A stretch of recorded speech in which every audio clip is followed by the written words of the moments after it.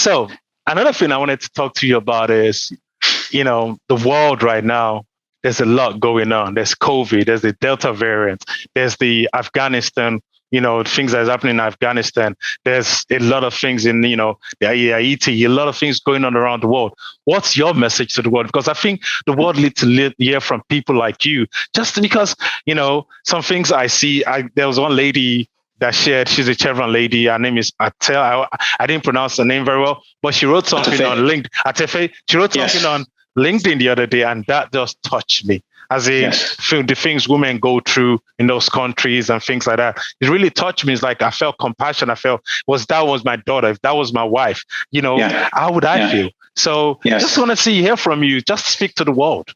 And Atefeh is going to kill me because I can't remember her last name offhand. And I would love for people to look her up on LinkedIn as well, because she posts very meaningful things like that. She grew up in Iran, I believe it was. And so she talks about, as you said, the things that she dealt with as a woman there that we take for granted in the US. And what she reminded us of were the things that people in Afghanistan are going through right now. And the perspective that she shared was a perspective that I didn't have. And so I guess my message would be to continue to look for other perspectives, right? No matter what is going on, try to understand the other person's perspective. We're split politically right now in the US. There are issues going on all over the world. No matter what situation you're in, take the time to try to understand someone else's perspective. I don't know how much time we have left, but and it actually leads me to something I want to share with you. Okay? Yeah, we have time. Okay. And it's called mutual mentoring.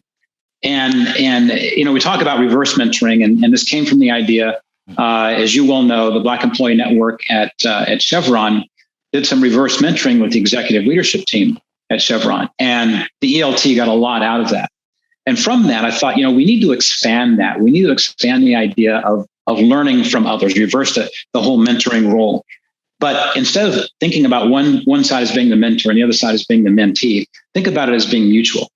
And so what I'm recommending, and I've recommended this to some of the clients that I advise and consult with today, is ask the workforce, everyone in the workforce, to find someone who is different from them, okay, who is diverse from their perspective, which is literally everybody, right? Because no two people are alike. Yeah. And so you can be very careful in how you do that. If you're concerned about stepping way outside your bounds, you can get someone, for example, I may find another African-American male to sit down and have a conversation with. But the idea is to find someone different than you, and each of you bring different perspectives to the conversation and share those with each other. And then once you've done that and have a finite time, maybe you have 3 to 5 things that you share, and then find someone else and find someone else. And what that will do is introduce to you different perspectives that you didn't have before. And by doing that, it can become a very simple but powerful way to expand everyone's perspectives throughout the workforce in ways that weren't there before. And again, if you're concerned, you can start very, very easy. If you're a white male, for example, you can grab another white male. You grew up in the South, you can grab a white male from New England, right? And talk about different experiences. And, that was okay. Now let me go find a gay man to have a conversation with, or an Asian woman to have a conversation with, and begin to expand your perspectives along the way. Once we do that, we have a different sense of what others are going through in ways that we didn't understand before, and we can become more inclusive and understanding. Again, very simple and powerful concept that I hope people take on and do. That would be my message, really, I think, to the world. So all these things are going on. Try, and it can be very difficult. And it's tough for me when I hear somebody's perspective that is way outside of mine, particularly from a political standpoint. It's difficult to stand back and listen to them, but that's what I recommend for folks. Yeah, her name is Atefeh Taheri, and yes, thank you for looking that up. Yes, yeah, so she's really cool. I love that message. So, Lee, you introduced me to this book, Give and Take. You actually, when I was like, "Oh, have you read this book, Give and Take?" And you told me, like, it reminds me of you. And I was like, "What do you mean?" So I went to read it, right? So can you tell me why you told me to read this book? Yeah, so Give and Take. So it's by Adam Grant. Got mine right here too. Adam Grant, Give and Take. I can't remember why I picked it up. I think I read the preface and enjoyed it. But what it does is it challenges the notion that takers are the most successful people in the world. And so what do we mean by takers? So there are three different types of people that Adam talks about here. He talks about givers, he talks about takers, and he talks about matchers. Takers are those that see the world in a zero-sum game. They see everything in a win-lose situation, more for me and less for you. So if I can position myself to get more, then that's good for me, and off I go, and I'm going to be successful. That's pretty much what a taker is. A giver is someone who gives of themselves without expectation for something in return. And the downside to that, the concern of being a giver, is that you give and get nothing in return.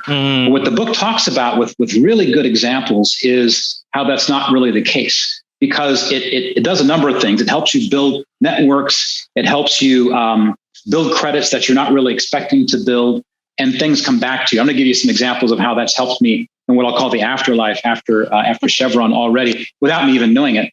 And the other group, of course, are matchers. And what matchers do is they say, look, I'm going to give, but it's with the expectation that I'm going to get something in return.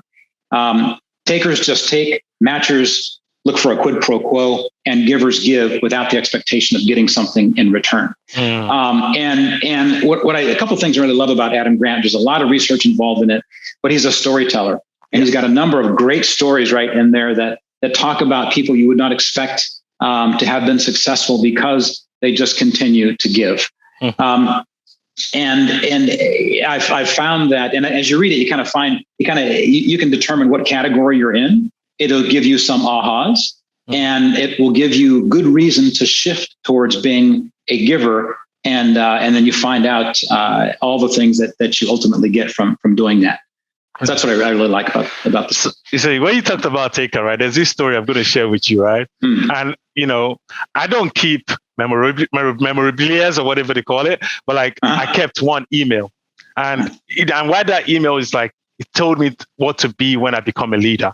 It's going to help me a lot with what to be, because I did some work, and my manager at that time took that work and he went to present it as himself, as if he did it. And they sent the general manager, the president at that time, sent him a very great recommendation. And this guy sent it to us and said, hey, and all there was when he sent the emails, I did this, I did that. And when they sent the email back to him, good job, this guy, good job. And when he sent it to us, oh, guys, this is what I got. I will never do that. So that's a taker. But now that guy is not even with Chevron anymore. So it's it took that day, I felt like quitting. Because he took what was mine and made his.